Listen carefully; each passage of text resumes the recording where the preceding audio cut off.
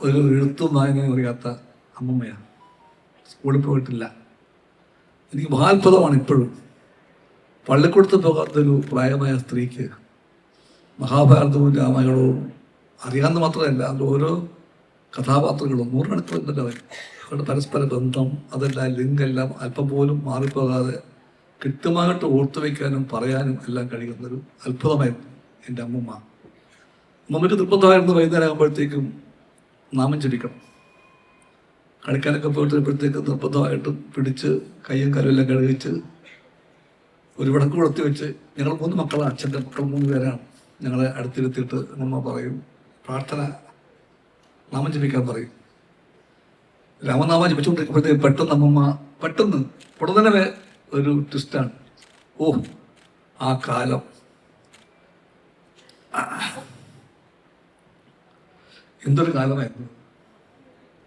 മനുഷ്യരാകെ പ്രയാസപ്പെട്ട ദുരിതം തിന്ന കാലം. കഴിക്കാനുമില്ല, ഉടുക്കാനുമില്ല, ബുദ്ധിമുട്ടുകളും പ്രയാസങ്ങളും മാത്രം.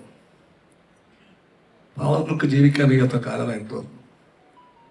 അവർക്ക് ശബ്ദം ഉണ്ടാക്കിപ്പോയാൽ അടിയും ഇടിയും ജയിലും. അന്നാണ് അവർക്ക് വേണ്ടി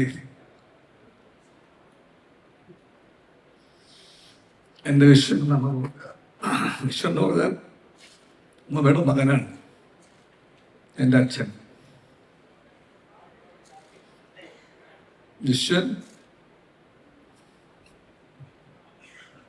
എന്തോരം സഹിച്ചു, എത്ര ഭദ്രയേറ്റു, എത്ര ജയിലിൽ കിടന്നു, എത്രയോ കാലം ഒളിവിൽ ജീവിച്ചു.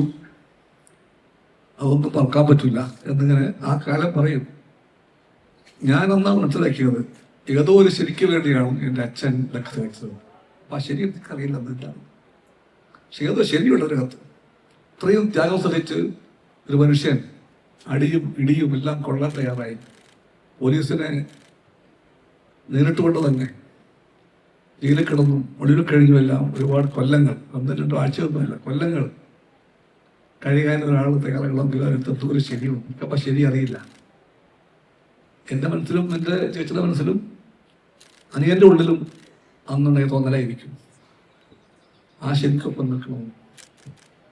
അങ്ങനെയാണ് ഞാനൊക്കെ കമ്മ്യൂണിസ്റ്റ് ആയത്.